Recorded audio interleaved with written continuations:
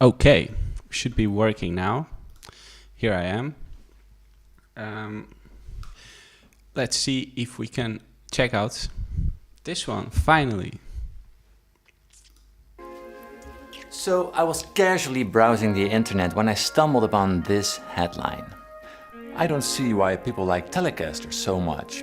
To me, a Strat is a lot better and more playable than a Tele. True. Wait, did I read that correctly? Yes, I did. It was Robbie Krieger, guitarist of The Doors, basically saying Strats own Tellies. And this made me think, is a Strat really that much better than a Telly? Yes. So this Strat has been my #1 guitar for the past 3 years, I can say. And before that, I guess it was this Strat. I like Strats. It's almost the perfect guitar. But not quite. Not quite? What do you mean? Stratocasters are amazing. They can do pretty much all styles. You can be super sensitive, super dynamic with the Strat. You just have to be, like your gear really brings the whole thing together when you have like a really good Strat. So it's only positives from my side.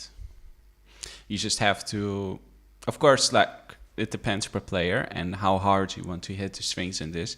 But the Stratocaster really teaches you how to play guitar on a very different way than other guitars. It forces you to play in a different way.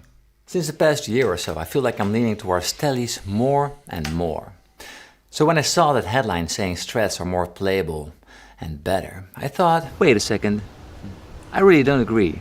There's definitely a few things about Strats that just bug me or annoy me ever so often. So here's 5 things I don't really like about Strats and why I think, in some circumstances, a Telly is actually better. So I'm sure anyone with a Strat can relate. You're rocking out, feeling it, and then suddenly your guitar sounds totally different.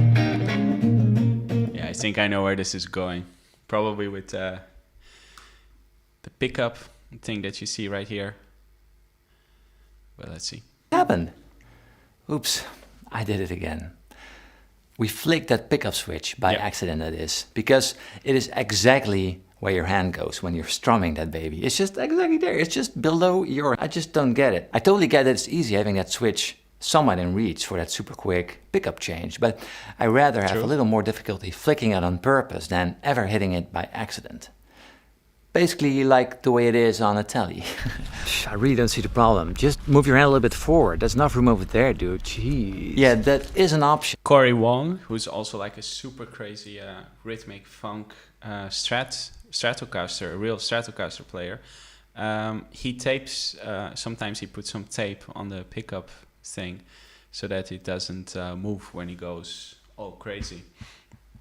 So that's a solution as well. But yeah, it's a problem. Can be a problem.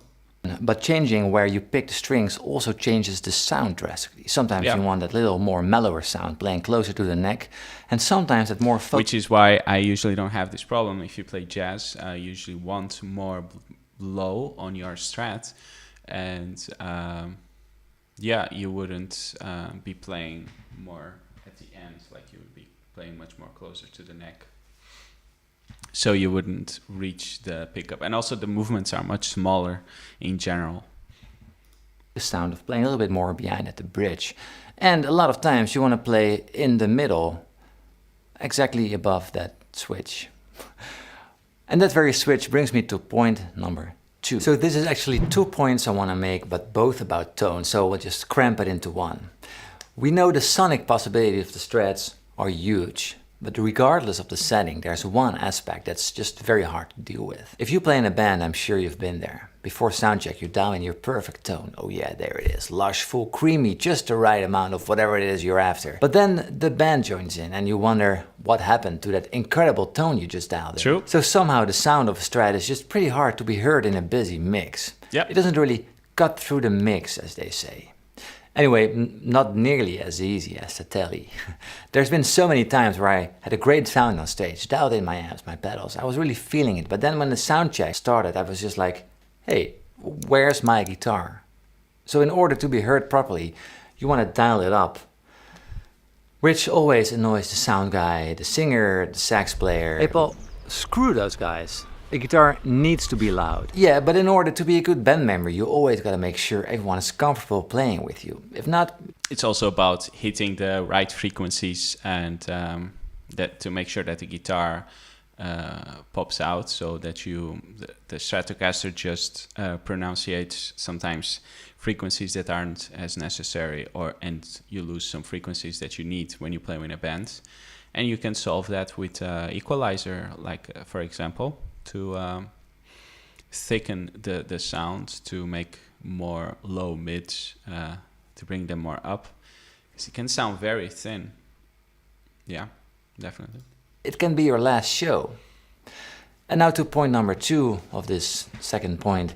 You can just totally forget it when you switch to that position 2 or 4 on the pickup switch. The infamous in-between setting. It just kills the guitar in the mix in total.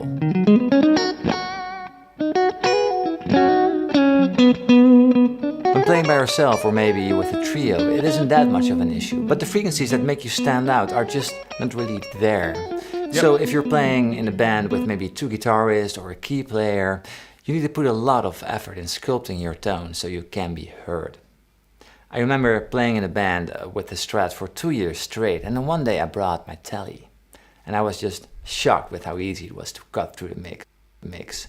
I wasn't really louder, I just heard myself much clearer and better, which is really essential if you want to play good. Okay, so this one is a little bit love and hate relationship, and it's the position of the volume pot. So where it's at opens up the possibility to play beautiful swells, like so.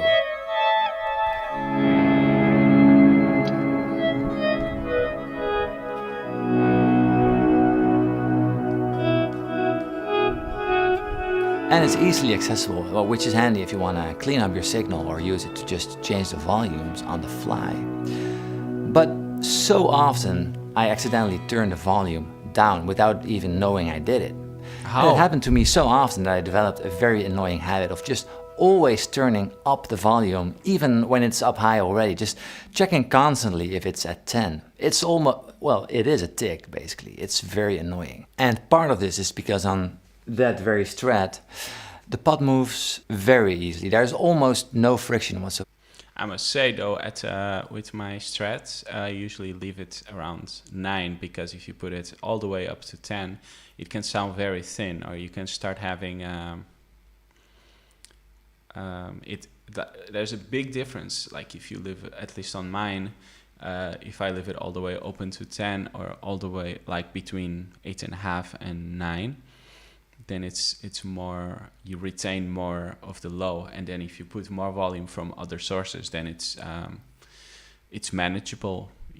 Usually the problem is if you leave it all the way open, then it adds more thinness to the sound. So sometimes it's better to leave it a little bit underneath the 10, so that you keep more body on your sound as well. But it depends per Strat, of course. So when I touch it, or when I even look at it, it moves. Also often when you want to play a little bit more at the bridge, because it sounds just a little bit more snappy over there, you just got a free built-in EQ in the guitar, but just changing where you pick. Yeah. The sun is coming in. It's so hot, by the way. I'm sweating. It's just 9 o'clock in the morning and it's already, there's a heat wave going on. But anyway, when you want to play at the bridge, your fingers just hang a little bit over those volume pots.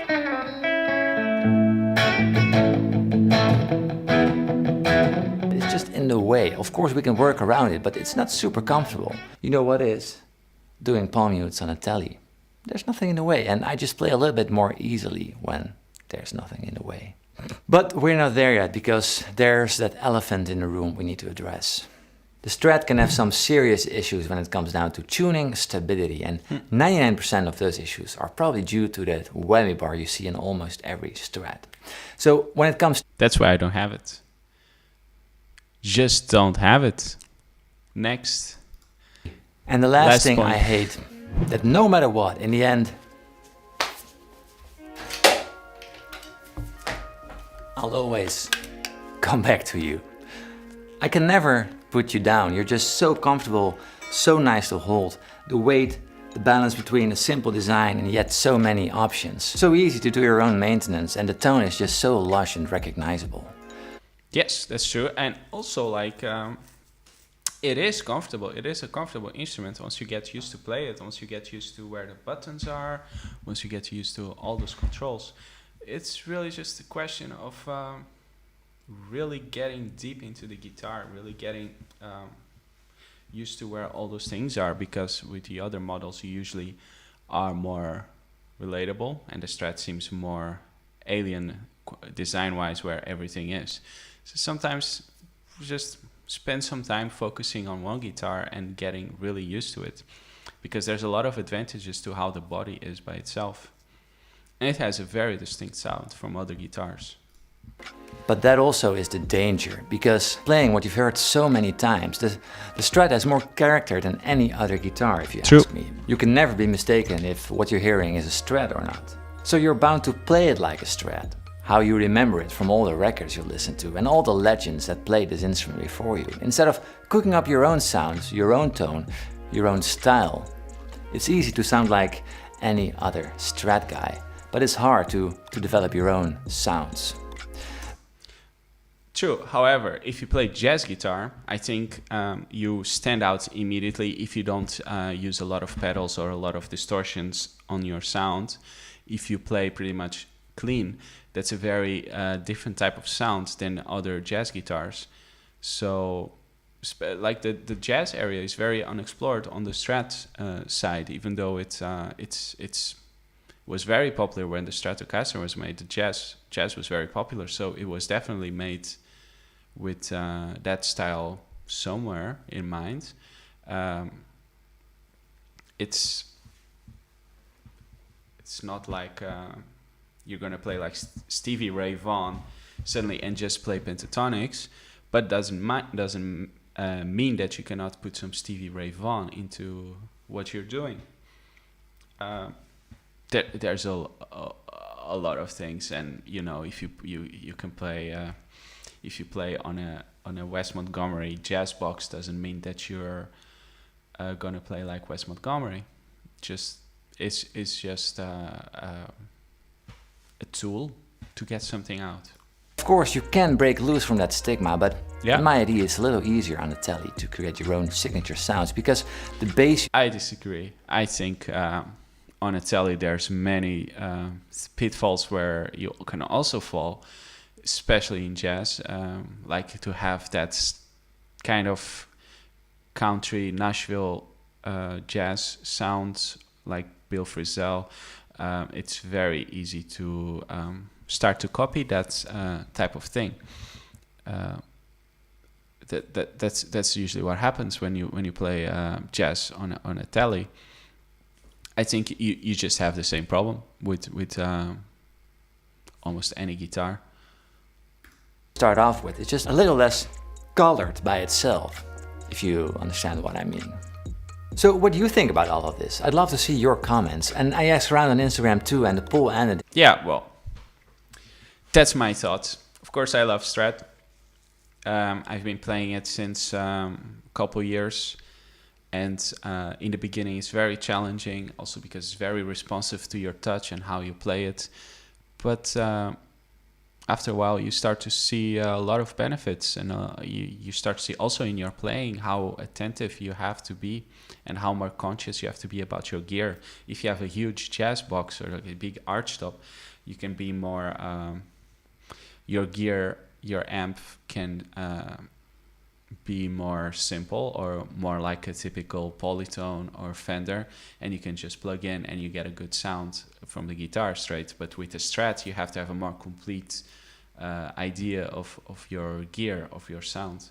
I think you have to be much more conscious, and also how you pick, where you pick. It's just so much more responsive in that way.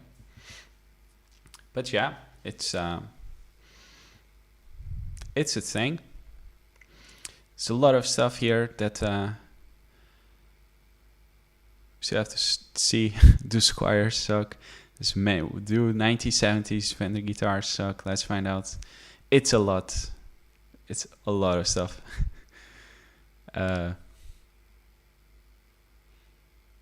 But for now, that's my main opinion about this, about Stratocasters. It's definitely a different world, guitar speaking. But yeah, what we're gonna do today is also finish that Jazz Iceberg that I got started to last time. We finished around the second category, I believe, John Coltrane category. So let me see if I can pop it up. Beautiful. Here it is. So we were around here last time. Let's see if you want to send anything, comment, then I'll put you here, because we already did Coltrane. There was a comment about Hermeto Pascual that I got in a video before, but I don't know if I missed it. I don't think I missed Hermeto Pascual here. Maybe. If I did, just let me know. Of course, Hermeto Pascual is one of my favorite composers of all time. From Brazil, played with Miles Davis. Boxed with Miles Davis. Maybe it will show up here. Anyways. Stan Getz theory knowledge. I guess this relates to how Stan Getz was a very intuitive type of jazz musician. So he didn't really know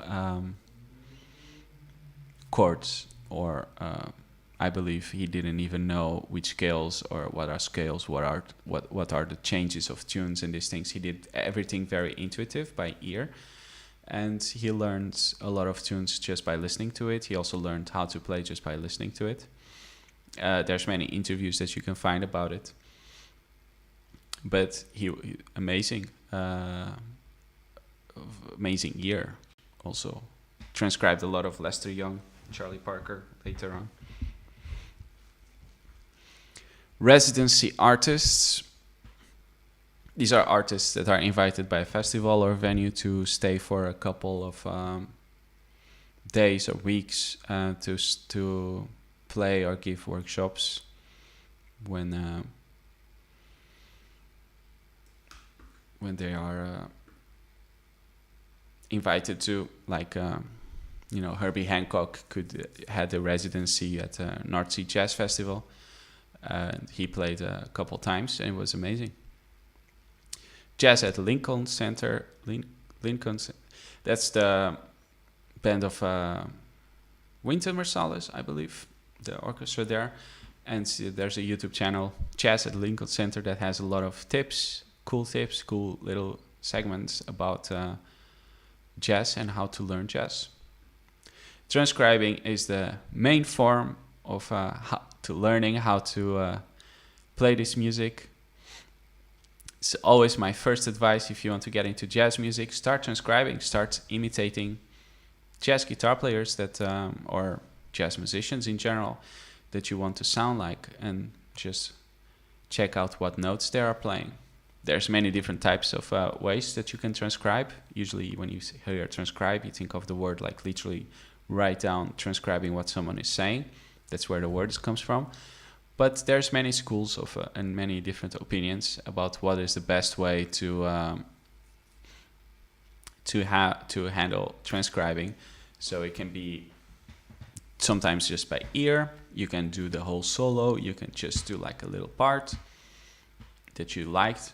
More important thing is that you just do it and do it a lot. You can use it for technique. Yeah, that's transcribing. One of the most important elements about learning the music. YATAG.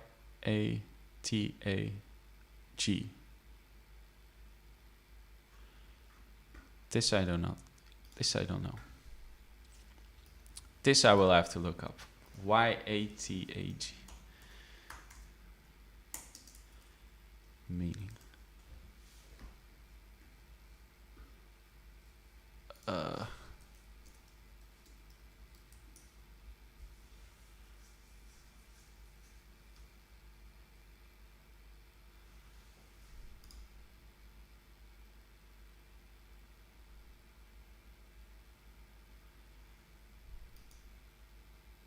Huh.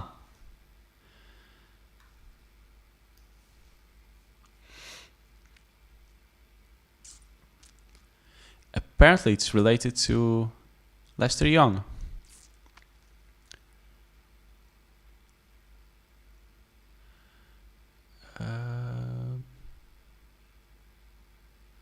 Where was it? Where was it?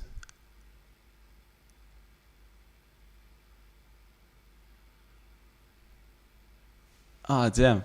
I saw it somewhere. It was referenced.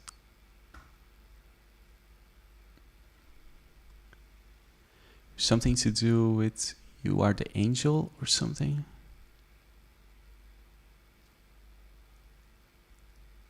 This is a poem. As an interesting alternative to Oscar Hammerstein romantic lyrics, the well-known and much recorded jazz bassist Red Mitchell wrote an alternate set of lyrics to All the Things You Are, which are published as a poem titled You Are in the 1999 book Keith Red Mitchell, Selected Poems, 1968-1992. You are your greatest composition, the one folks hear. You are your greatest composition, the one folks hear. When they hear your name, you are your spirit's own physician, the one who heals yourself. As a daily game, you can't create yourself. That job's been done, you can compose yourself. It's kind of fun. You are the people you have turned to, and you are the one who does what you do. Your major work of art is you. Reprinted with permission from Red Ink Music Co. Okay, cool. I had no idea about this. However, this is not exactly what I was looking for.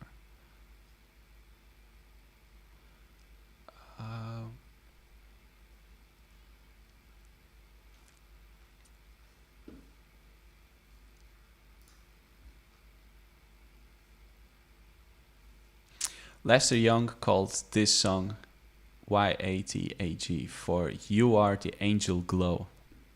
So that's where it comes from. So if I put Lester Young,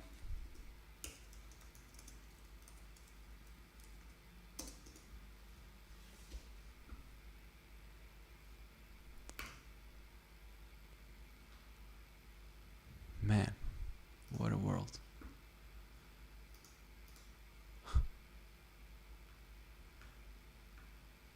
Oh. Jesus.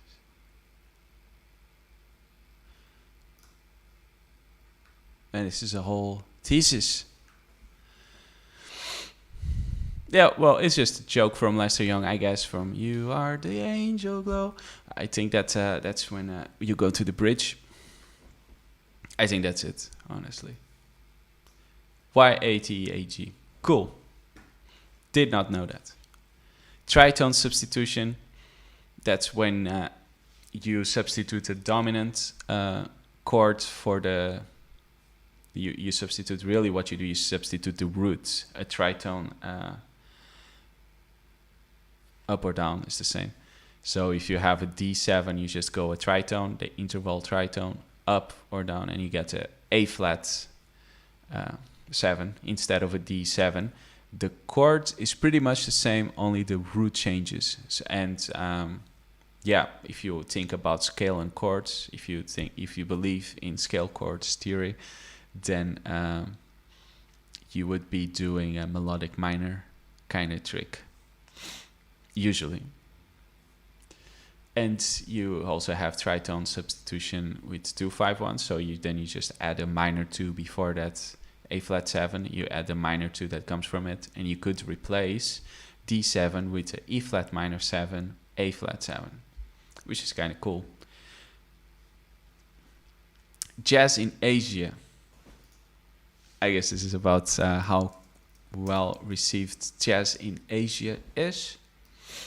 Japanese jazz, super popular, also on YouTube. Sometimes you get recommended these crazy records from people who made super obscure records in Japan, and they just start popping up on your YouTube recommendations. Is jazz popular in Asia? Even so, jazz was being performed in a much larger number of cities and countries throughout Asia. In China, jazz bands could be found in Beijing, Qingdao, Tianjin, and other treaty port towns. Hong Kong also boosted its own lively jazz scene. In Japan, cities such as Osaka, Kobe, and Yokohama had jazz clubs. So this is about performing jazz in the Pacific between 1920 and 1945. It's kind of funny that during the Second World War, then you still had jazz clubs in Japan, for example, or maybe not. What is Japanese jazz called? Asian American. Attempts at fusing jazz with Japanese culture in the United States are commonly termed Asian American jazz. So that's when you, like Patrick Bartley, when he plays jazz tunes, anime tunes as jazz tunes. Cool. Quotes. Quotes is, I believe they refer to when you quote a tune or someone else's solo during your solo. So you have, that happens a lot in Charlie Parker tunes. When Charlie Parker solos, he does a lot of quotes from other tunes while he's playing a different tune. Dizzy Gillespie also. So it's part of the bebop tradition that you do some quotes here and there. If you start developing more knowledge about standard jazz tunes, then you start to recognize it more and more on people's solos. Weather Report is perhaps the most important fusion band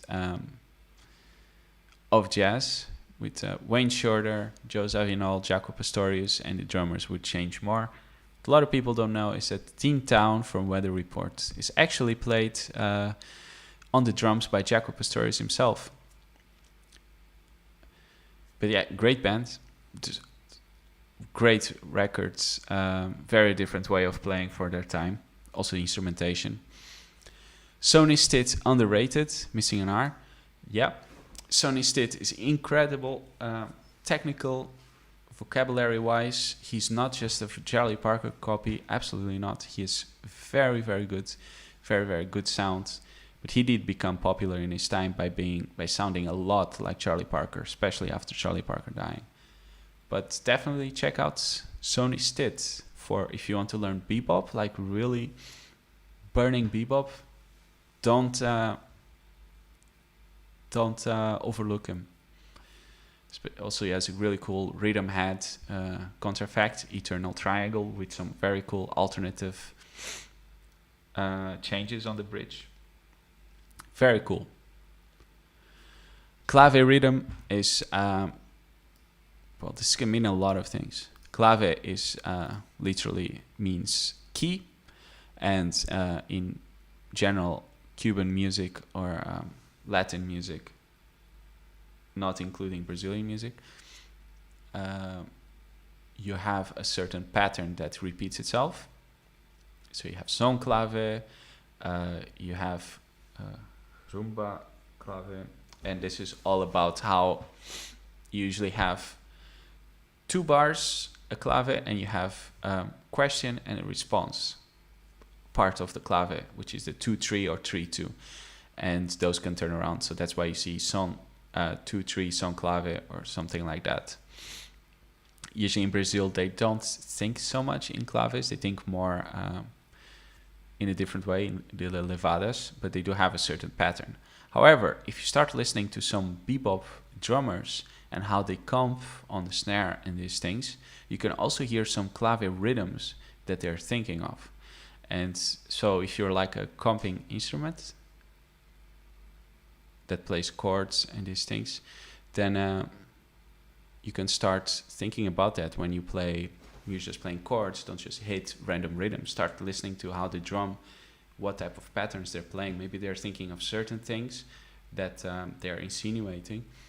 And as a comping guy, is really cool to be aware of that and complement that. Or like if you're playing a solo, like Sonny Rollins with his trio, if he start listening, thinking about clave rhythms in jazz comping, you can hear a lot of it.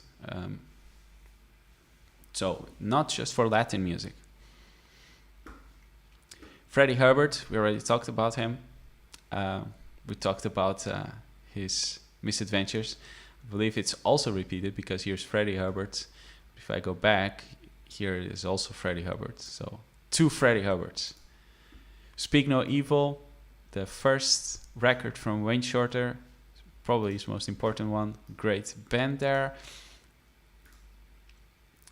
Hard to say, no, it's not the most important one, but very good record. Coltrane Changes. It's almost a joke nowadays. I don't think Coltrane ever played Giant Steps live, at least recorded. But he did overimpose Coltrane Changes on tunes. And I think he also played some perhaps Satellite or something live. Coltrane Changes is when you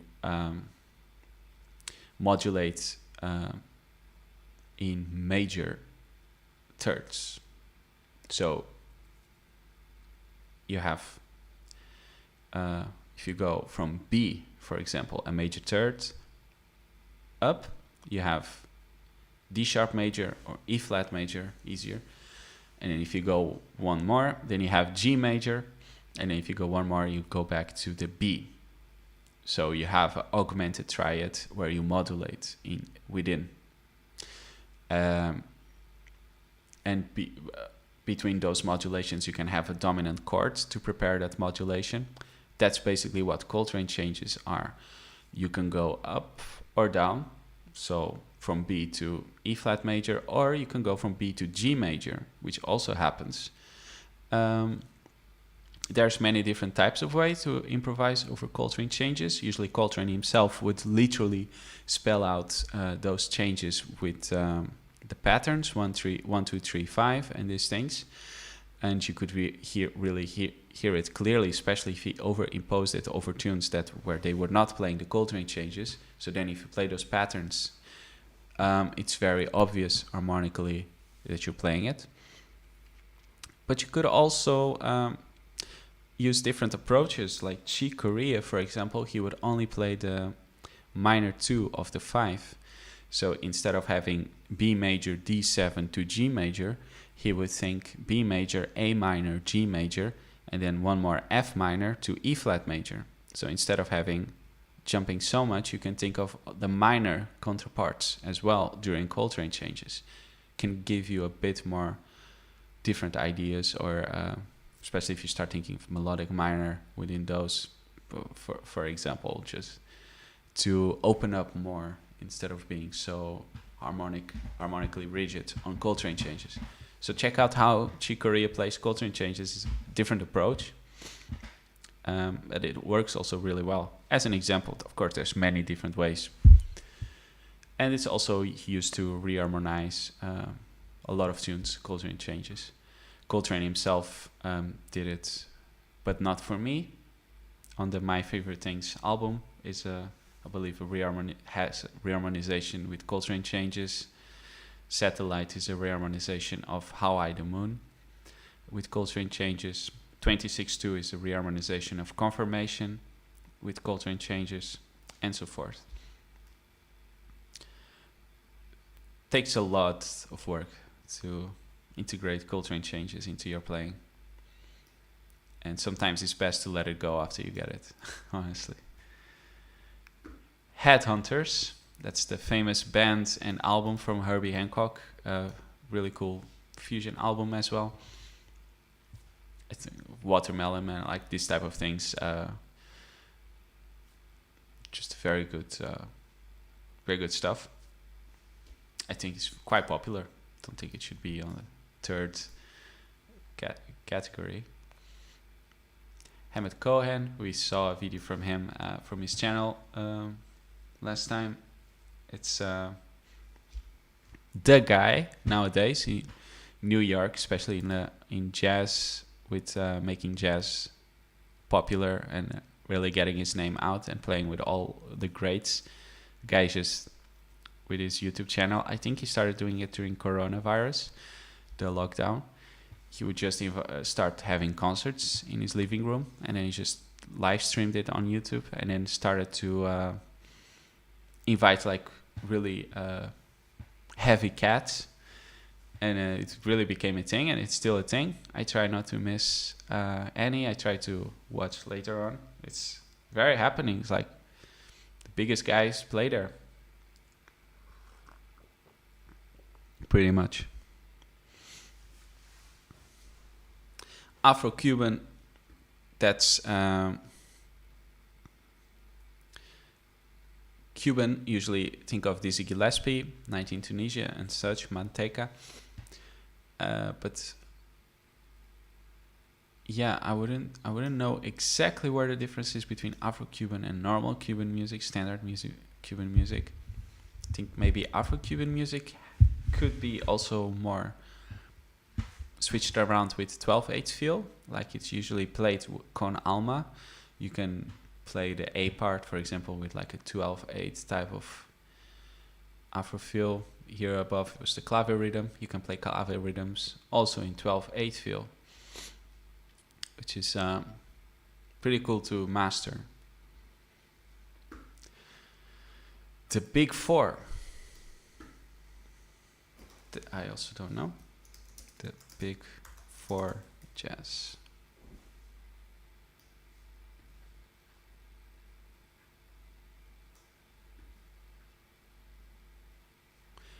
What is the Big Four in jazz? The Big Four refers to the emphasis on the fourth beat of each bar in traditional jazz.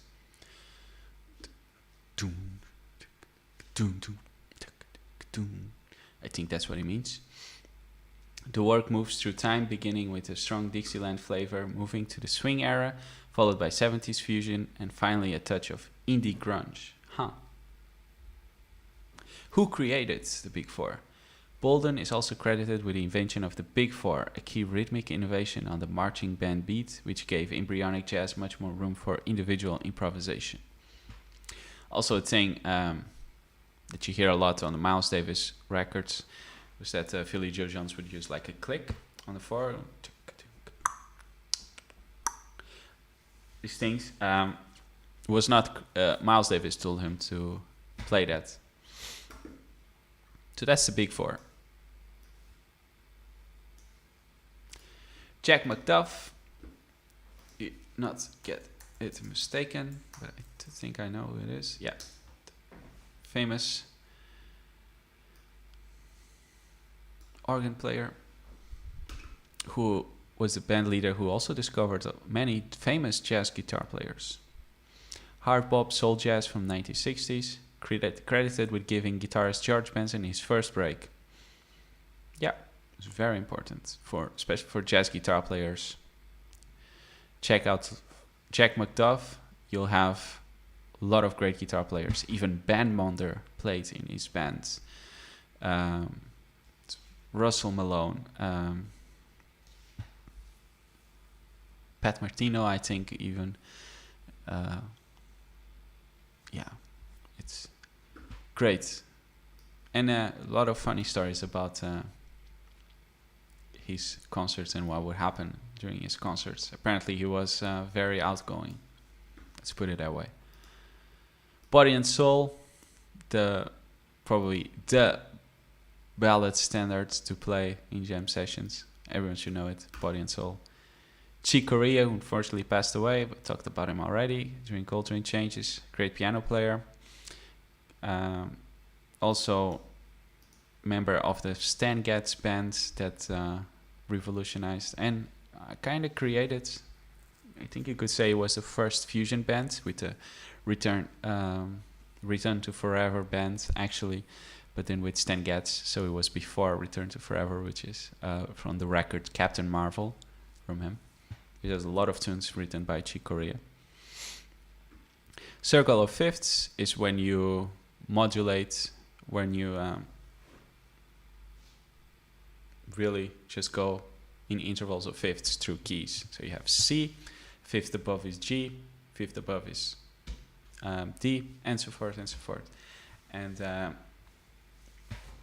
yeah, it's a great practice tool to like to practice scales or tuffs and practice modulating and mentally adapting to it.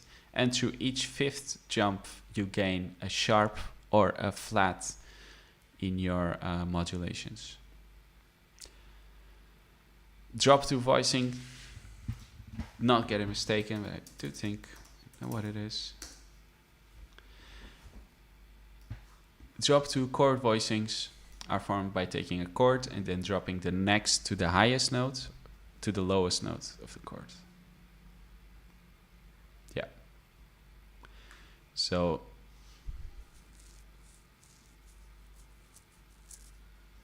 yeah, drop two guitar chords.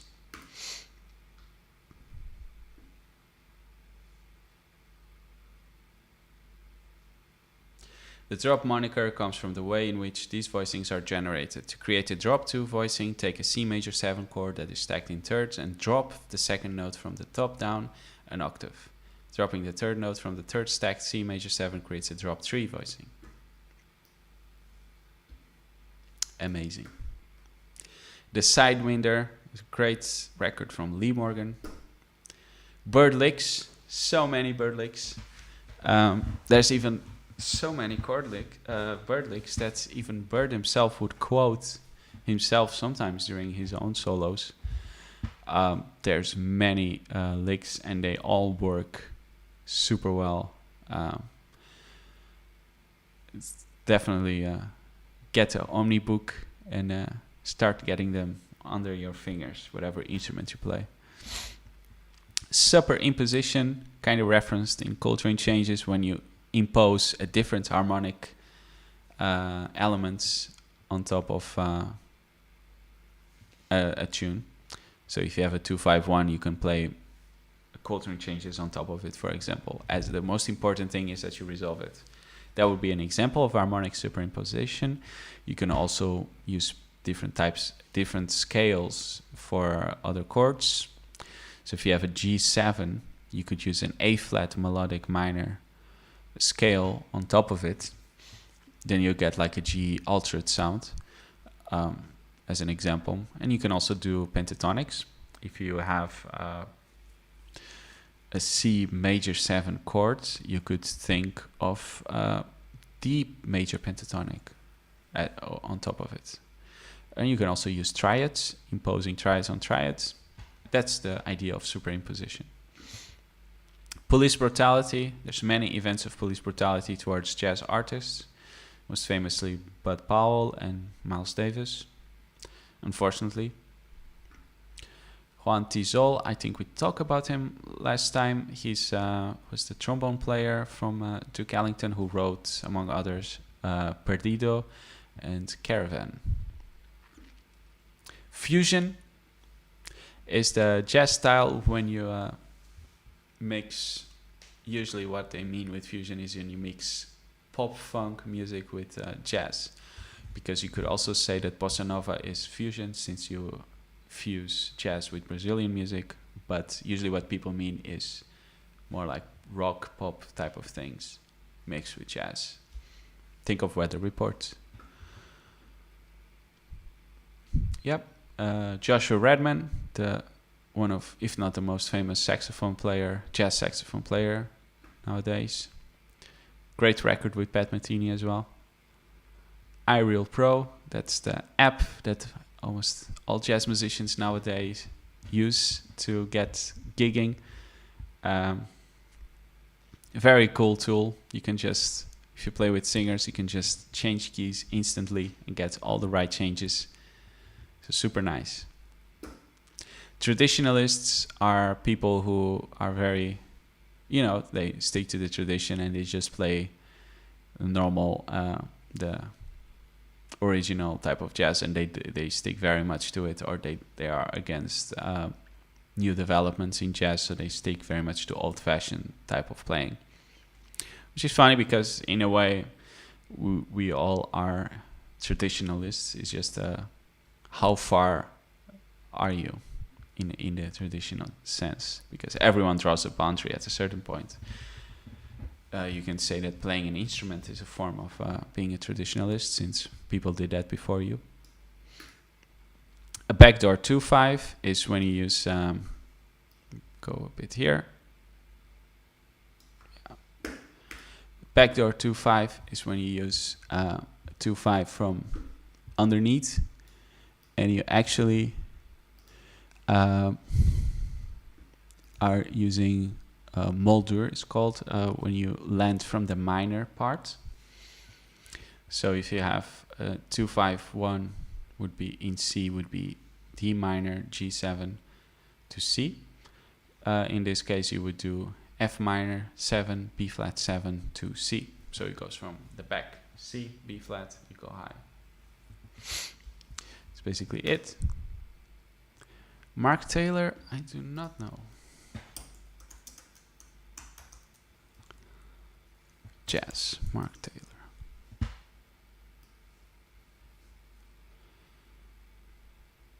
Apparently he's the chief arranger for the United States Army Band. So he has some arrangements. Let's see if you can hear.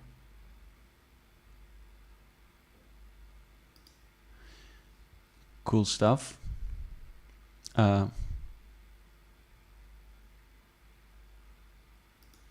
Apparently he has a lot of arrangements. So I guess maybe if you grow up in the USA with jazz bands, you probably play arrangements from him, I can imagine.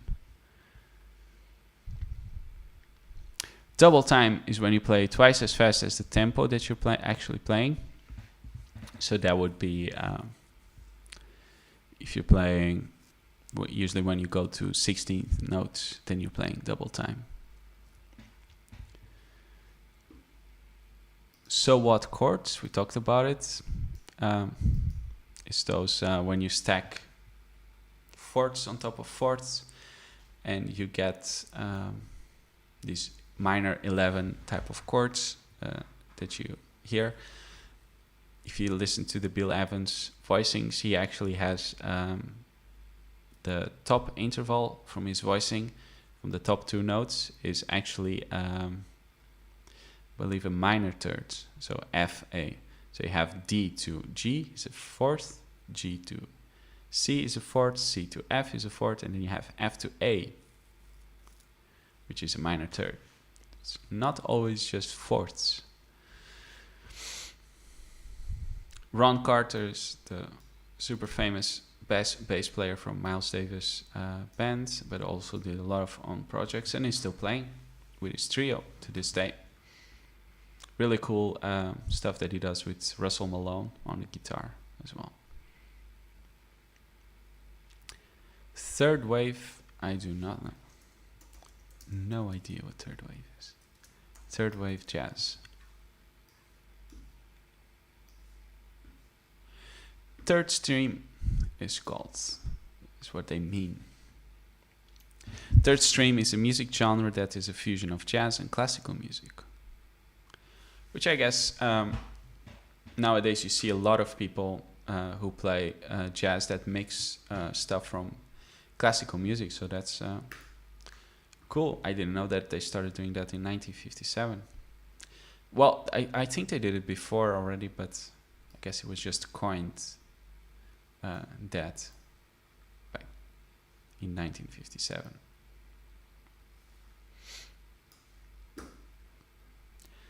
Cotton Club, famous jazz club in New York.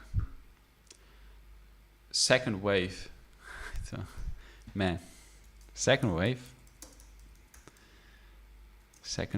jazz. The Wave, Second Wave. It's an album by Roland Haynes.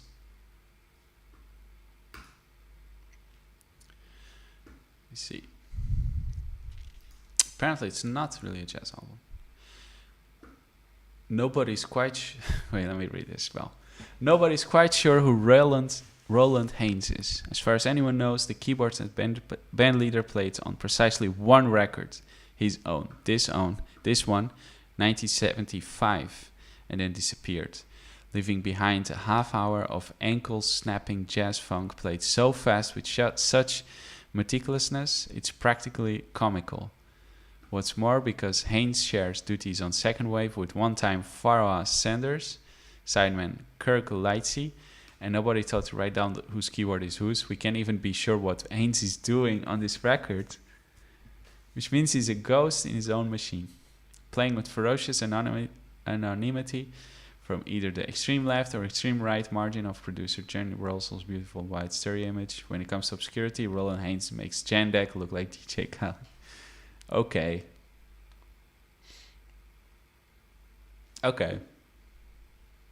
It's man. Interesting.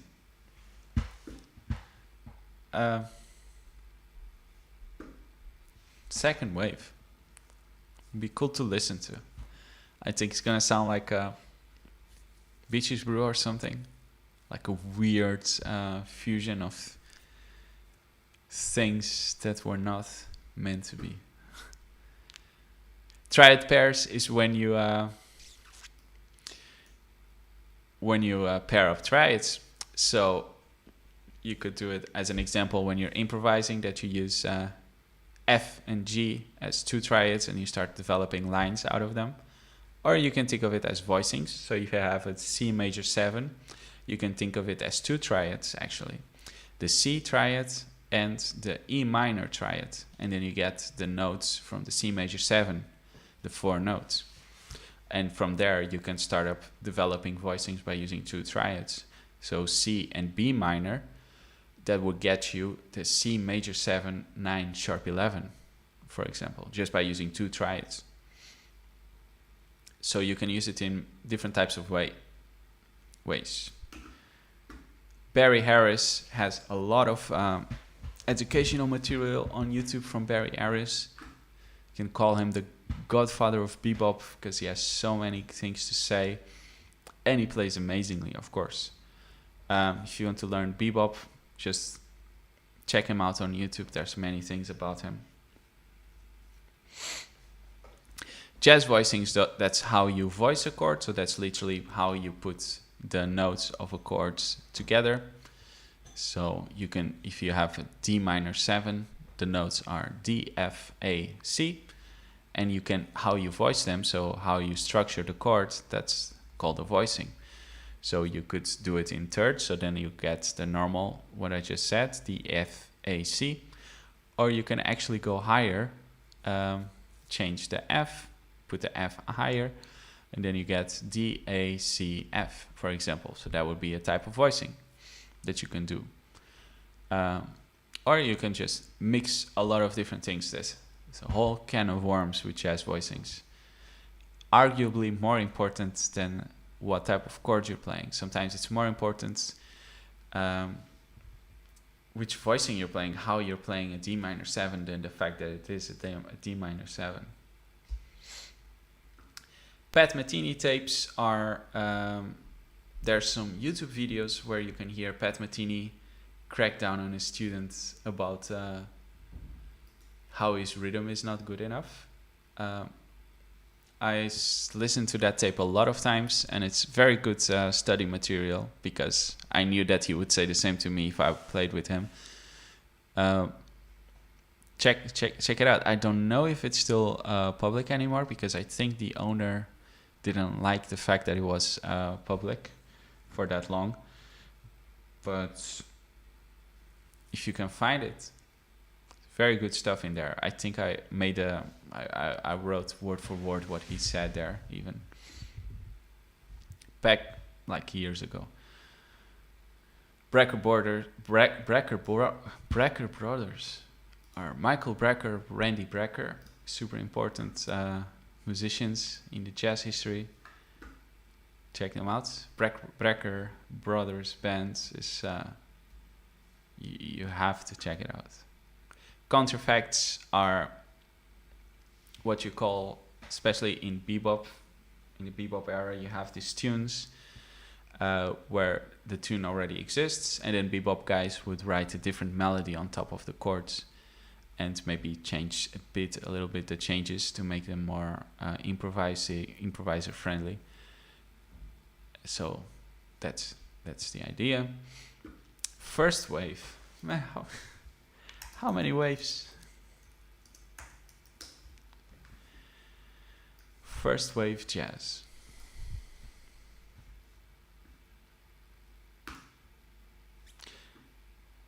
Oh, so that's literally the beginning of jazz, with guys as King Oliver, who later on brought Louis Armstrong. So it's the beginning of jazz, the first wave, literally.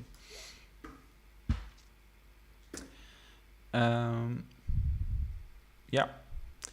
Fletcher Henderson. I've heard this name before, but I don't know where.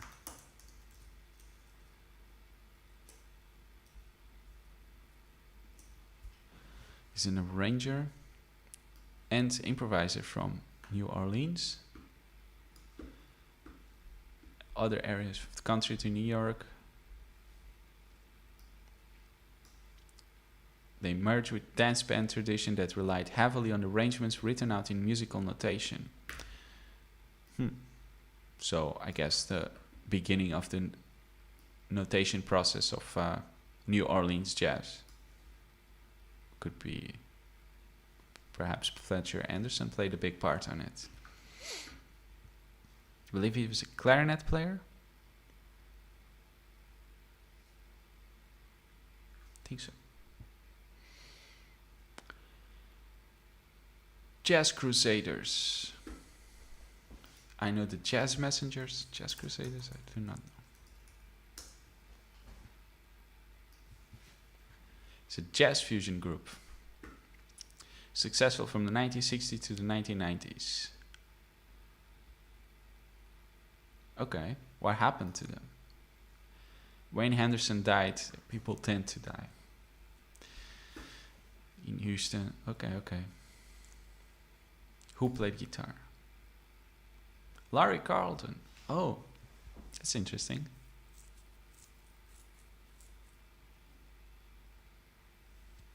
Cool. I'll have to check it out then. Jazz Crusaders.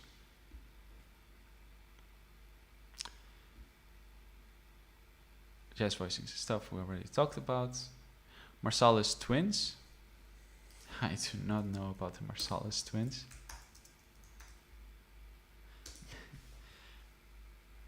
What is going on here?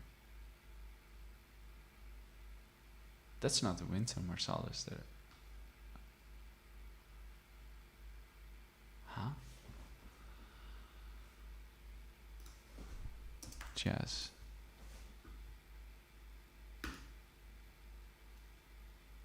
What?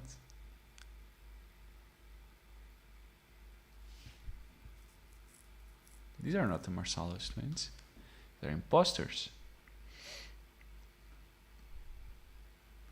Are these the Marsalis twins?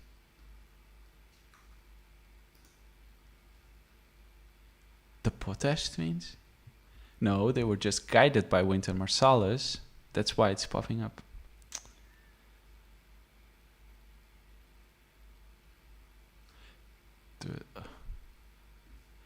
Does Wynton Marsalis have a twin?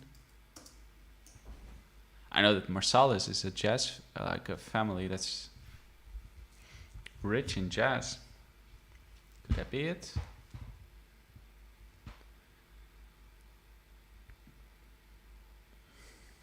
Yeah, damn.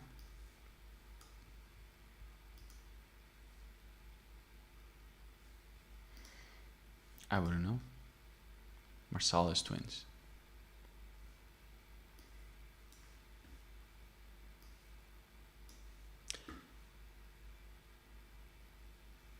Marsalis twins. Oscar Peterson. Yeah, the jazz piano player that incorporated blues a lot into his bebop, into the bebop language, from Canada. Hosted a TV show that made jazz very popular in Canada. Was a hero of Duke Ellington. Duke Ellington really liked how Oscar Peterson played, and I believe he inspired him for Duke Ellington to start playing more bebop type of things later on in his life. Cool. But yeah, you have to check out Oscar Peterson. So many great albums. I think Night Train, I think, is one of the coolest ones from him. There's so many. Also really cool to check him out playing drumless trio, so trio with guitar and bass. That he did a lot. I believe that's his favorite trio formation that he got from the Nat King Cole, which was a big inspiration for him, how Nat King Cole played piano. So yeah, he always played with very good guitar players, also very good bass players. Very cool to check out.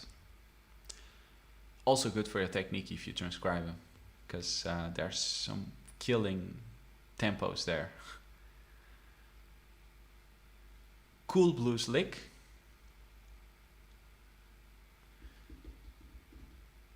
That's the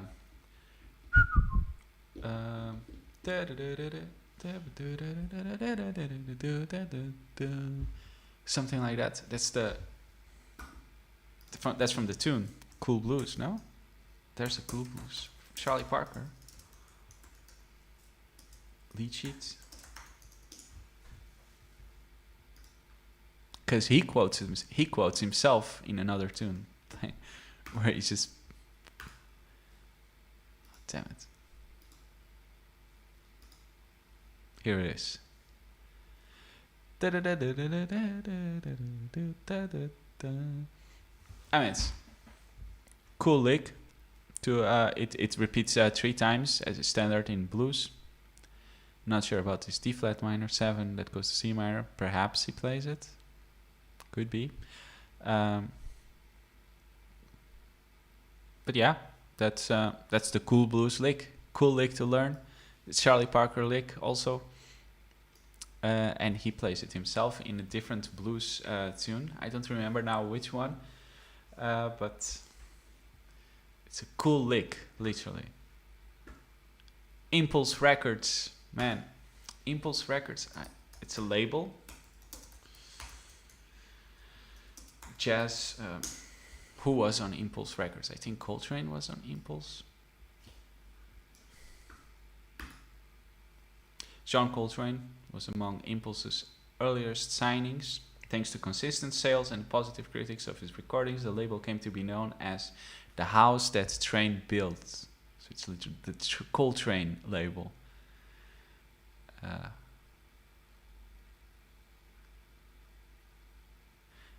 Achieved early success by signing Ray Charles, who had just ended his contract with Atlantic Records.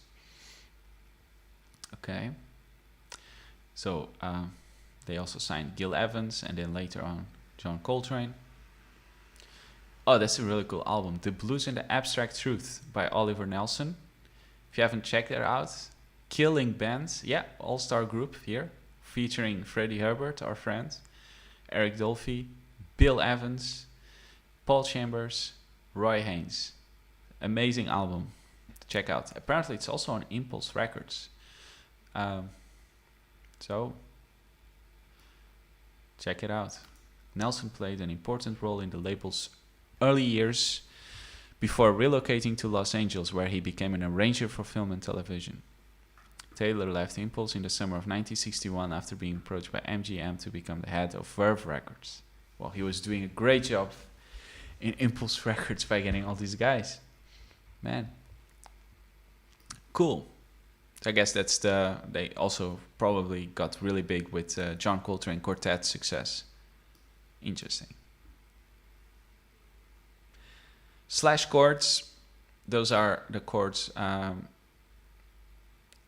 where you have, we talked about triad pairs before, where you have two triads that go along together, that can give you a 7th chord. And when you get slash chords, which you can find a lot in this bass player guy. Oh man, getting a blank now. The bass player from that plays with John Scofield, that older guy, John Scofield. Bass. Oh, come on. The guy who also played with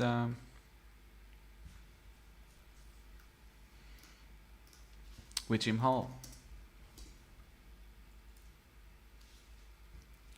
Steve Swallow, of course. Steve Swallow. There's many tunes from Steve Swallow that have slash chords.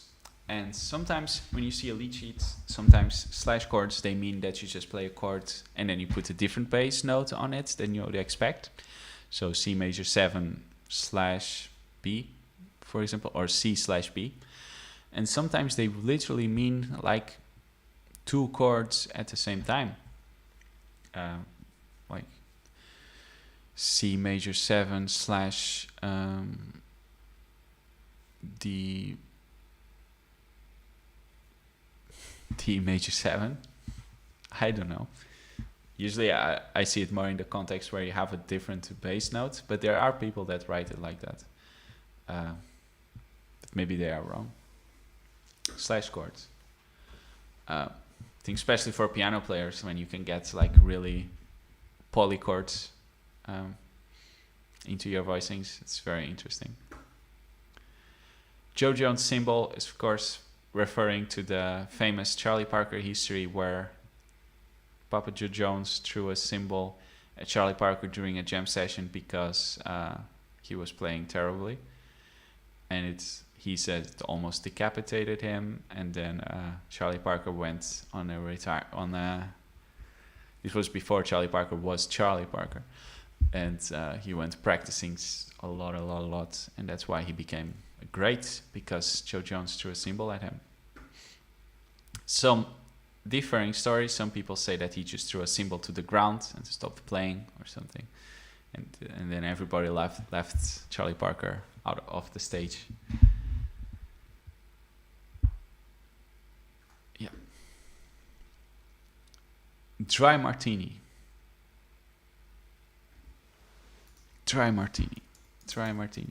Probably referring to crooners.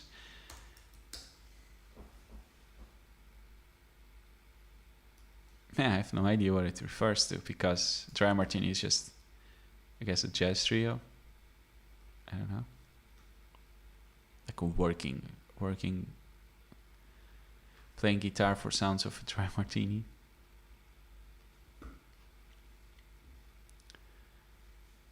I mean, I don't even know what a Dry Martini is, I think.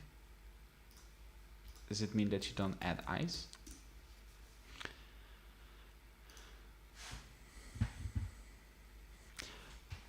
Well, now we're exploring the real questions. Dry indicates that very little vermouth has been added to the cocktail, so the gin is the primary focus. The typical ratio is 6 parts gin to 1 part vermouth. However, order extra dry and you'll get the slightest splash of vermouth, or even just a glass coating wash. Okay. Is Dry Martini just vodka? Any martini? Well, okay, we get it. Unforgettable duet. There's many unforgettable duets in jazz.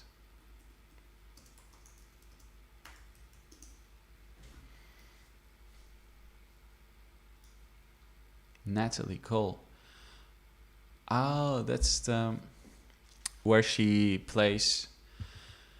sings together with a recording of her father that passed away, or something like that. And cool.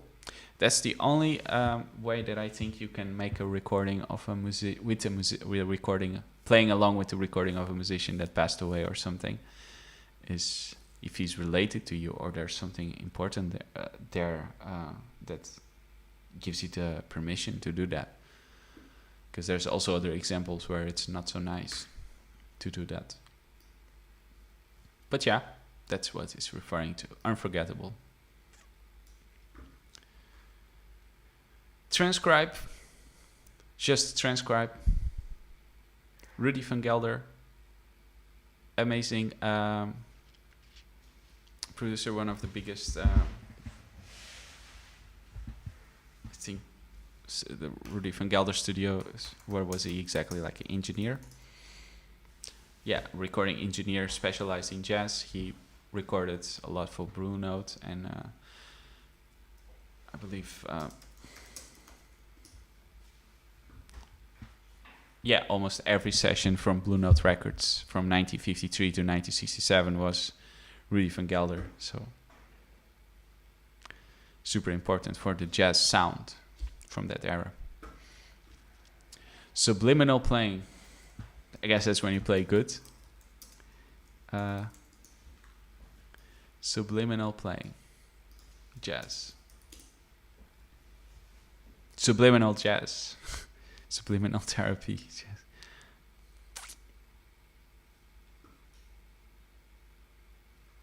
Cool. Wayne Shorter, member of the Miles Davis Quintet, member of Weather Report, his own band, made Speak No Evil. Good friends with Coltrane. Good friends with John Coltrane. He also worked on Coltrane changes with Coltrane. You can see it on Fefi Fofum. The changes there are kind of related to Coltrane changes in a way. Yeah, Saxophone Colossus refers to the album from Sonny Rollins. Was also his nickname because Sonny Rollins was so tall. We got this. Django Reinhardt, famous jazz guitar player, gypsy jazz guitar player from Belgium that played mostly in Paris when he was really big. Burned his hands, so he could only play with 2 fingers, a bit of the third. And he played amazingly. Great jazz guitar player. Also played some electric guitar. There's some recordings with him and Duke Ellington where he plays electric guitar. Columbia Records is another big jazz label. Lester Young versus Coleman Hawkins. That refers to different approaches into improvisation. Lester Young is a much more melodic type of player. Thinks much more in lines and how melodic you're playing. Coleman Hawkins is much more harmonic and vertically through changes. If you listen to Coleman Hawkins on Body and Soul, he's really playing out the changes with lots of arpeggios. Lester Young plays much more horizontally, so much more linear with importance of the direction of the line.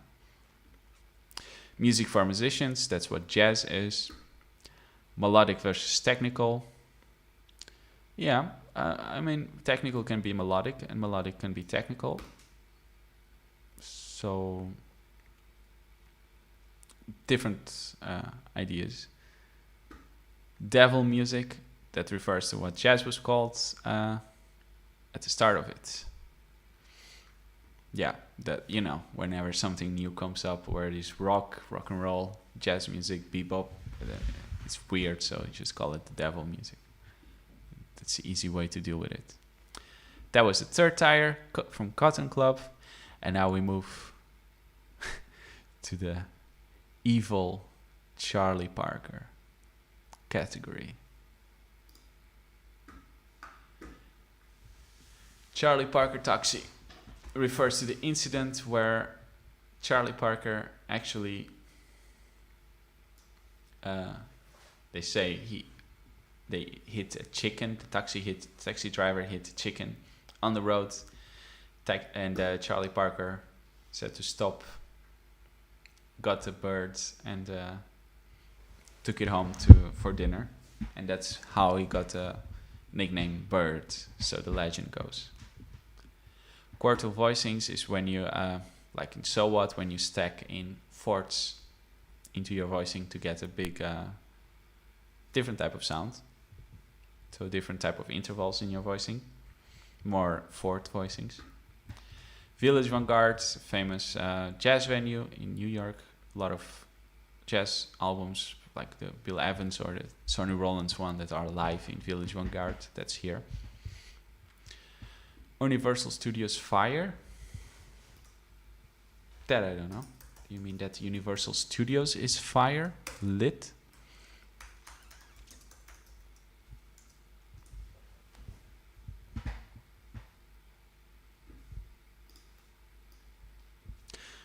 ...2008 Universal Studios Fire.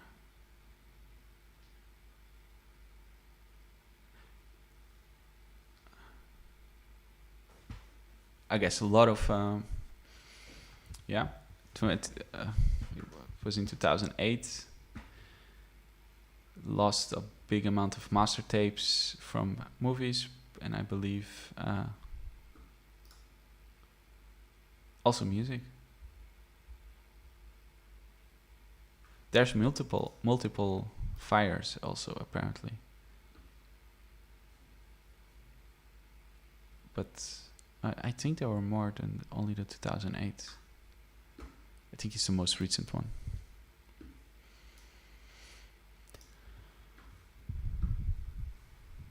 Yeah. Guinness Cork Jazz Festival. No idea what you mean. Cork Jazz Festival.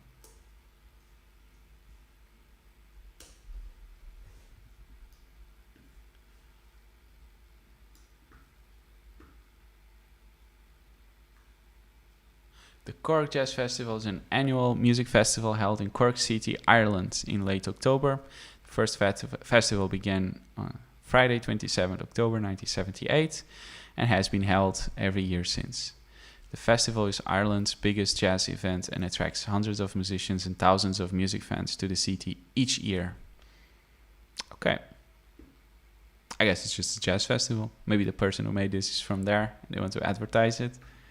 I don't know. Song X is a great album by Pat Metheny with Ornette Coleman. Super cool to check out. Also Charlie Aiden, I believe, on bass. Coltrane Circle Study. I think that refers to the famous image from John Coltrane.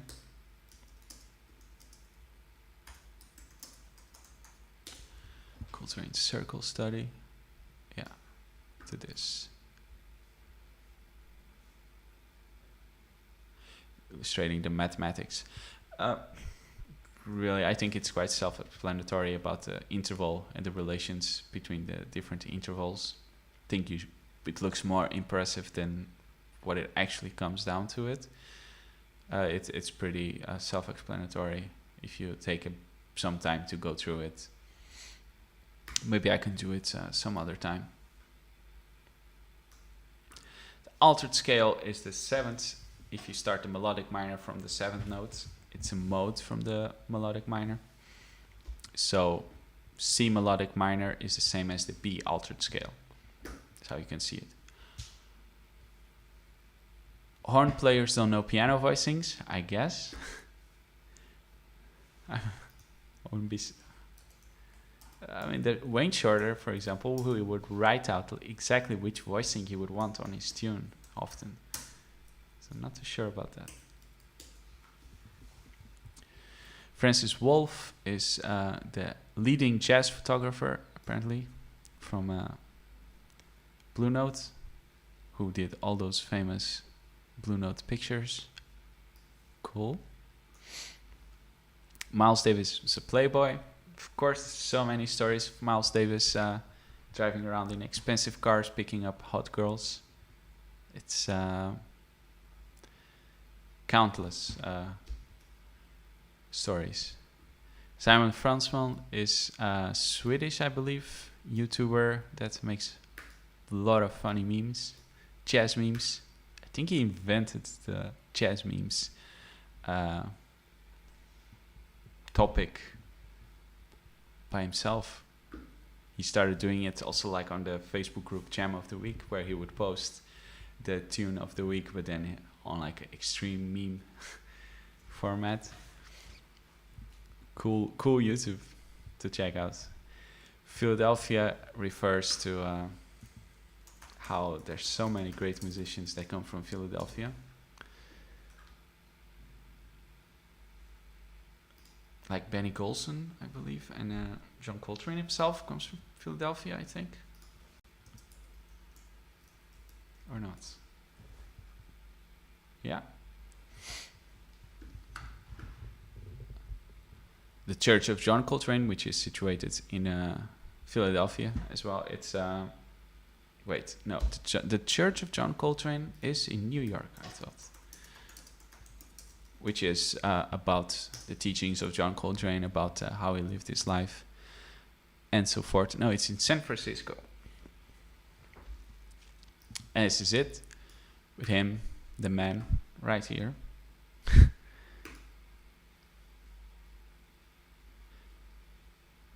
Church of the Saint John Coltrane has preached jazz gospel for 50 years.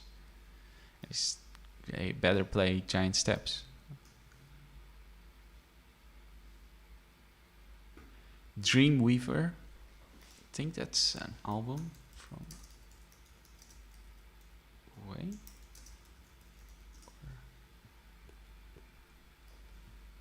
Dreamweaver. It's from Charles Lloyd Quartet.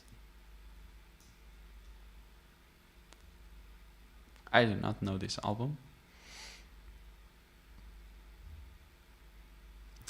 From the Atlantic label, featuring Keith Jarrett, Cecil McBee, and Jack DeJohnette. From 96. Which year is this?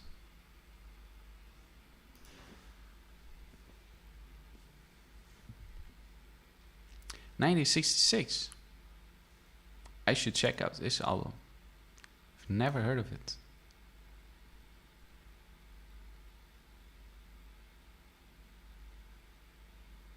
Huh. Cool. Dreamweaver.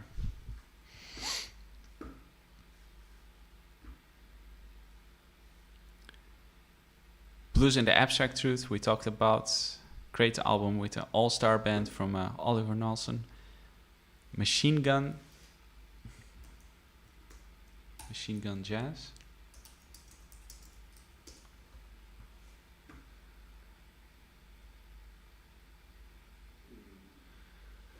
Second album by German avant-garde jazz saxophonist Peter Brotman. Originally released on his Bro label in 1968. It's later reissued. Okay. So I guess it's like a avant-garde jazz album. Also we'll check out. Haven't heard of it.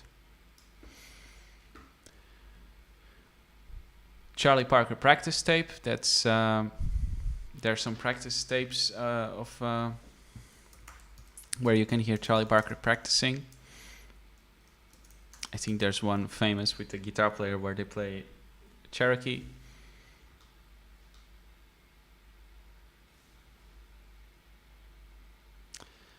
I think you can find them on YouTube.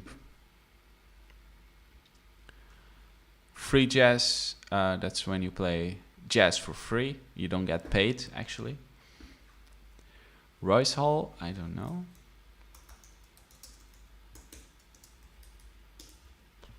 Royce Hall. It's a venue in Atlanta, Georgia. Yeah. With 1,800 seats. That's how it looks like. Cool. Miles Ahead is a really cool Miles Davis album to check out. Who was in the band? It was an interesting way of playing there. Miles Ahead. From 1957, so before Kind of Blue. first collaboration with Gil Evans after Bird of the Cool.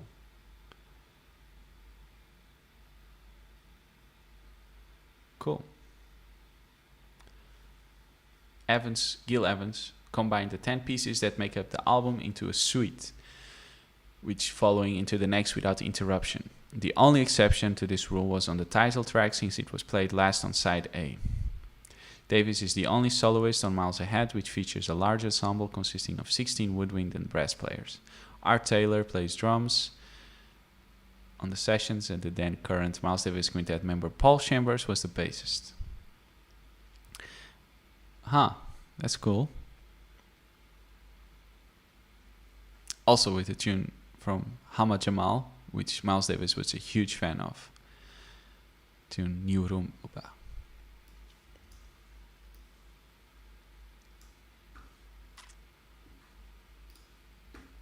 The Crypt. The Crypt. That's also a jazz venue in the UK. Straight Ahead Jazz. S. 2 S's.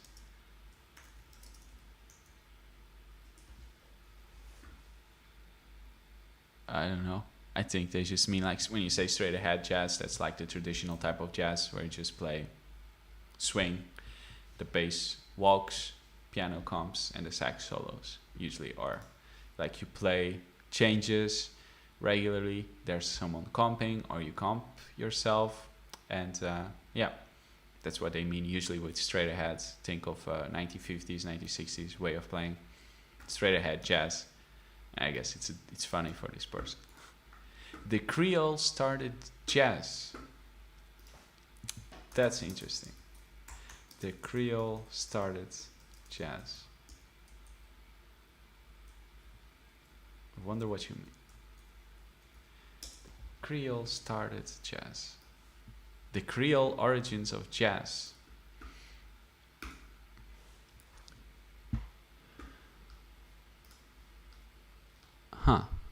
It's a whole essay.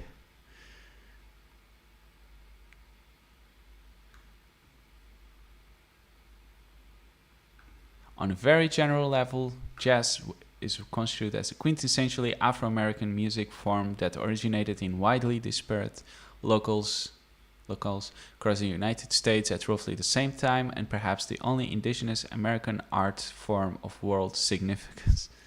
My purpose is not to challenge this vague characterization in all its particular, but to elaborate upon a query occasionally broached in social history, namely, what kind of society could have produced the phenomenon of pre-recorded jazz music? I shall suggest that in its early stages during the late 19th century, jazz could not be accurately characterized as even American because of the Creole. Okay, just to clarify, Creole, what is Creole?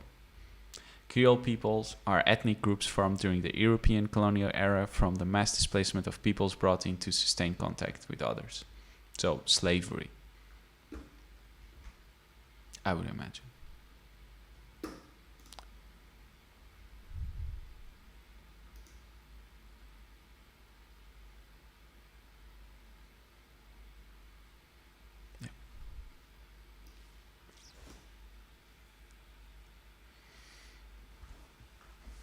Kenny G, What a Wonderful World.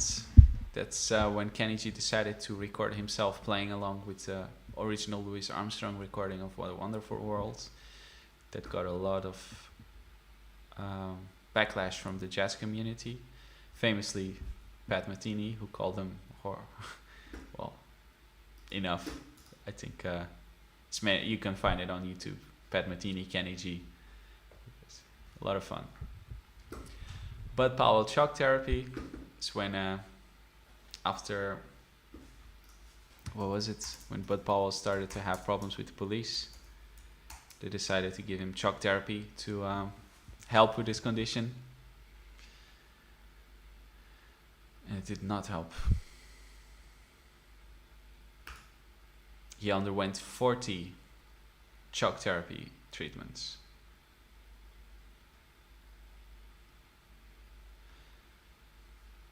Tragic. Maiden Voyage, famous tune and album by Herbie Hancock. The Murder of Lee Morgan, you can find it on, it's a documentary about it, how his wife caught him cheating and went to, he was playing live, or he was about to start playing live, and his wife came in with a gun to the venue and shot him while he was on stage. Lost Coltrane tapes, you can find the new Coltrane releases, which are not actually new because he has been dead for years, decades. But there's many tapes where Coltrane is still is playing with his quartet or different iterations, and it hasn't been released yet, so hopefully we'll see more, as since it's very interesting. Steps Ahead. I knew this. Steps Ahead is a band, a Latin, from Eddie Gomez, I believe, the old bass player from Bill Evans, and it has Michael Brecker in the band, among others. It's a really cool band. It's jazz fusion, but more on the Latin side. That's with rock influences. It's a great band. Swing percentage is about how much swing you do. So usually if you have 8 notes, it's straight 8 notes, then it's 50-50. On swing, you start to divide it more uneven. So then you would have, for example, 60-40. Then the first one lasts longer, and so forth. So different drummers have a different swing percentage, if it's 60 or if it's 57, 55, or even 75 or 70, or like these things. That's the swing percentage. Chick Corea, Scientology. He was a Scientologist, saved him from his huge drug addiction. So, but it did make him a big Scientologist who also tried to convert band members. Polyphonic improvisation, when you have multiple solo players improvising at the same time. Sketches of Spain, famous Miles Davis records that came later after Miles Ahead, with also Gil Evans as the arranger. Extrapolation, I do not know what it is. Extrapolation Jazz is an album with John McLaughlin from 1969, released in the UK. Yeah, I should check out more John McLaughlin. It's like a jazz rock kind of thing. Also played a lot with Miles Davis. Benny Golson, Impressions. Does that mean that Benny Golson played Impressions? I mean, Benny Golson, good friend of John Coltrane. But no, he did not play Impressions. Impressions is the tune and contrafact of the So What tune by Miles Davis, and Impressions is from Coltrane.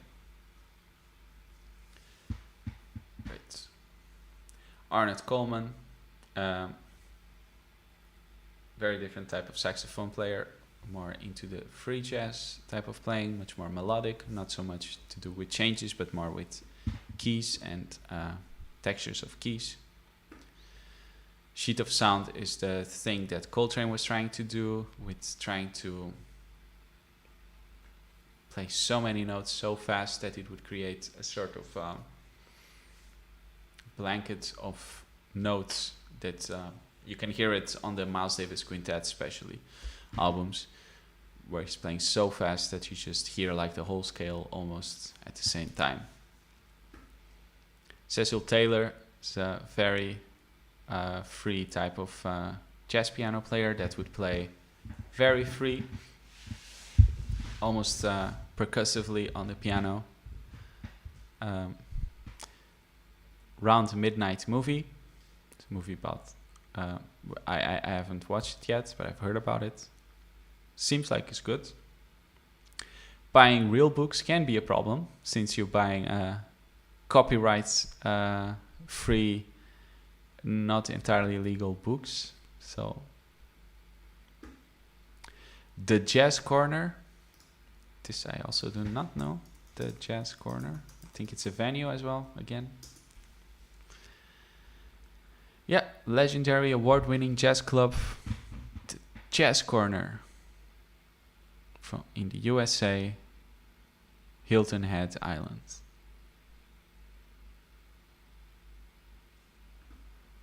Cool. Keith Jarrett is a jerk because he asks his audience to be silent, not cough during his concerts, and apparently also in different situations he's not the most friendly person. Far East Suite, I do not know. It's an album by Duke Ellington that has, among others, the tune Isfahan. It's a really cool tune. From 1967, after they toured Asia. Faring Jazz Bistro sounds like a jazz venue again. Yep. Jazz venue from St. Louis. Bob Weinstock. Also do not know. American record producer from Prestige Records. Yeah. He founded Prestige Records. Also involved with Coltrane. Apparently Blue Train was there. Previn and Peterson.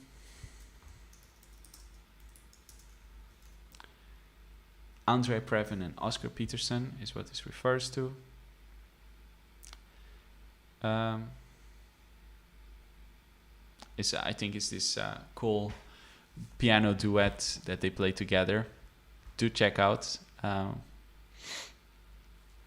seems like it's recommended by a lot of people. Let me see if I can find it quickly.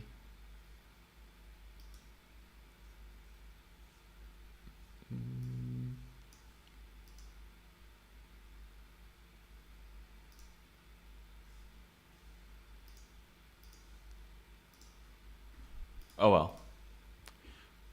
Do check it out. West Coast, pretty self-explanatory. There's a big difference with how people on the West Coast play from jazz compared to the East Coast. Think of Lenny Tristano, Wes Montgomery, Charlie Parker. East Coast is usually much more bebop. West Coast is much more mellow. Monk voicings. There's a lot of seconds there. A lot of clashes. Specific type of way of voicing it. Ascension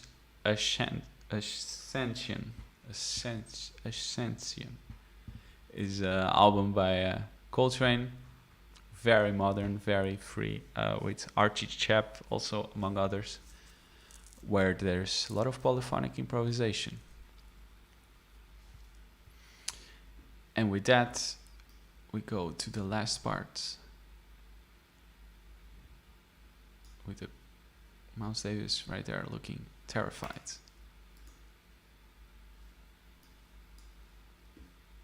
The last category, completely dark here.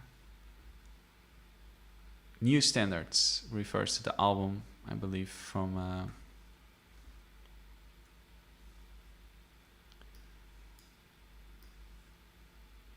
Herbie Hancock, I think.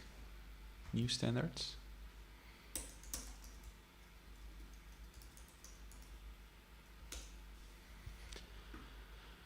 Oh no, there's Kenny G.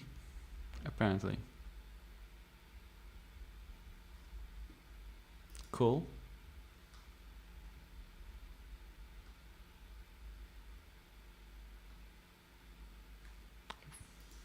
I cannot recommend enough. Glenn Miller actual death. It's getting conspiratorial.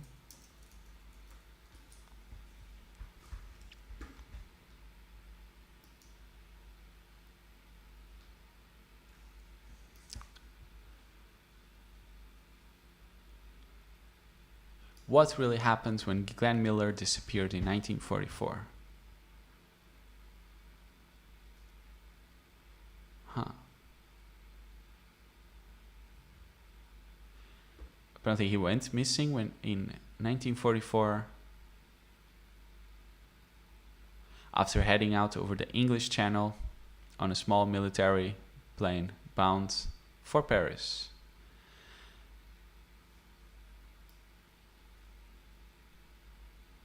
Almost from the moment the world learned Miller had gone missing, conspiracy theories began to emerge like puffs of smoke from the Chattanooga Choo-Choo, and they've never really stopped as each new generation discovers the mystery and publishes books and articles purporting to have solved it. But Tennis Prague and Miller's family is doing its best to end all crazy speculation. 2009, Steve Miller, Glenn's son and big donor to the Glenn Miller Archive, asked me if I would consider dealing the last series of sensationalist books. I said enough is enough. Glenn Miller never boarded the plane but was assassinated after General Dwight Eisenhower sent him on a secret mission 1 or 2 days earlier to negotiate a surrender from Nazi Germany. He made it to Paris, where he died of a heart attack in a bordello. The small plane he was on was destroyed by bombs jettisoned from a phalanx of Allied bombers passing overhead on their way back from an aborted mission over Germany. Interesting. Crazy stuff. Jazz in the USSR. I cannot wait to hear how that sounds. Detroit Red. That I did not know.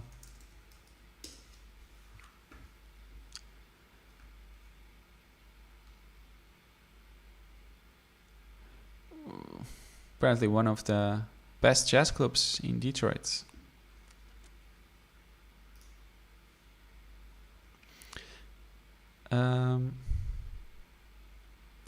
Every year we lose more greats as they get older. That's true. AZT. Man. AZT.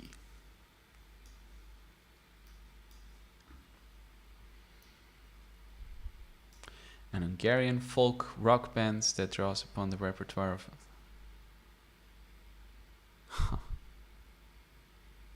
What? Oh. It's a drug.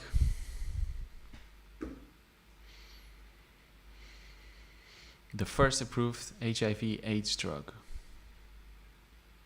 from 1987. Okay. Wait, why is this? Why is this here? David Sanborn illness. David Sanborn illness.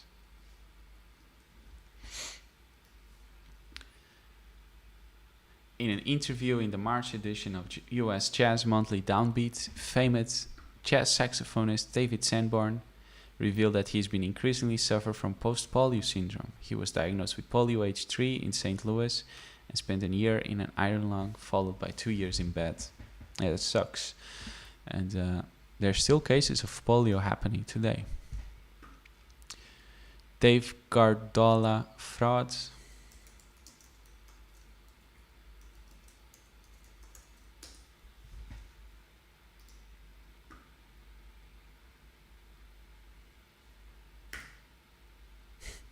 What?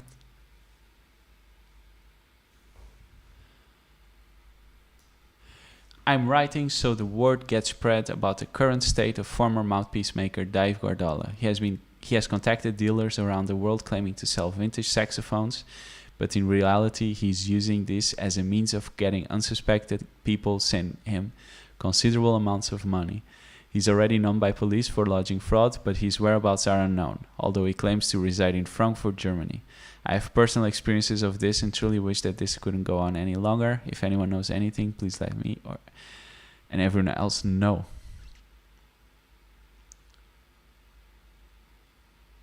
Huh. What a weird... There's many scams about it, apparently.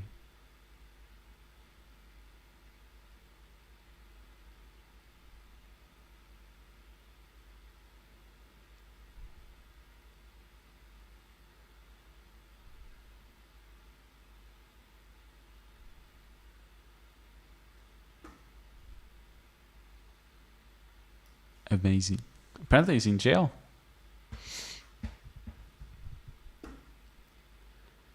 Jaco Pastorius murder.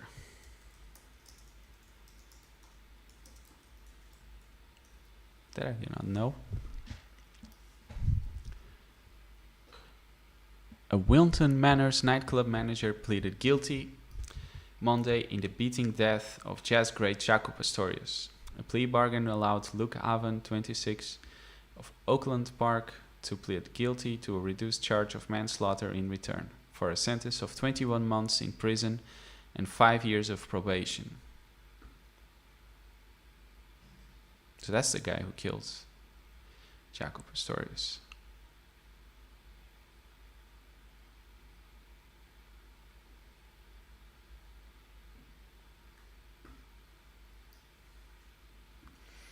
Died on the street.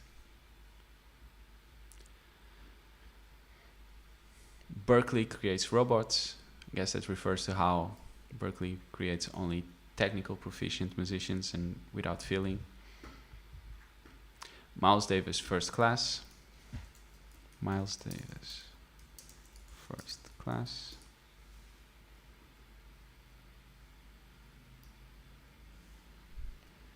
It's a compilation from apparently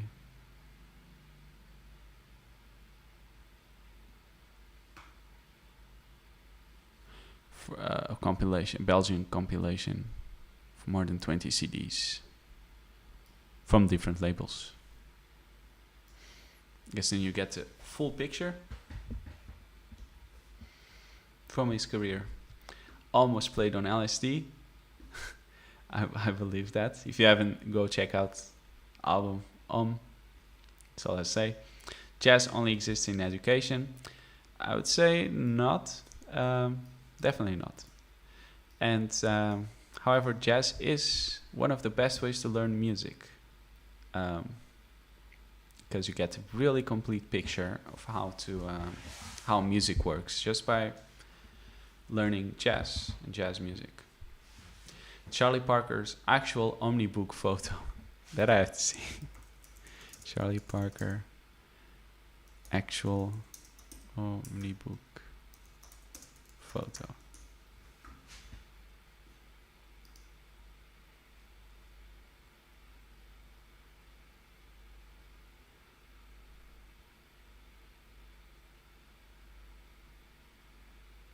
Man, that's crazy.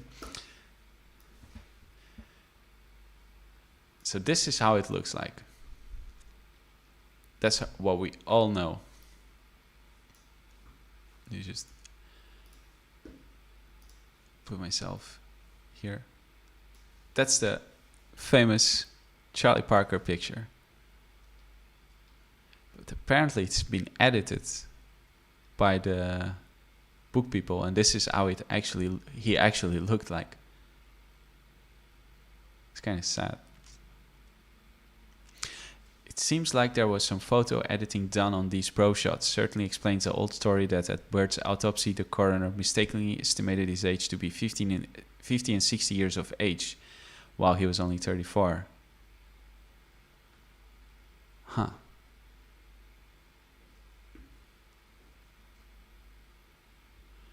yeah. However, yeah, as they say, like the hand seems to match, but here, yes, this looks like a joke. Very funny, but believable. Horowitz and Tatum. Tatum refers to Art Tatum, I believe. With Tatum.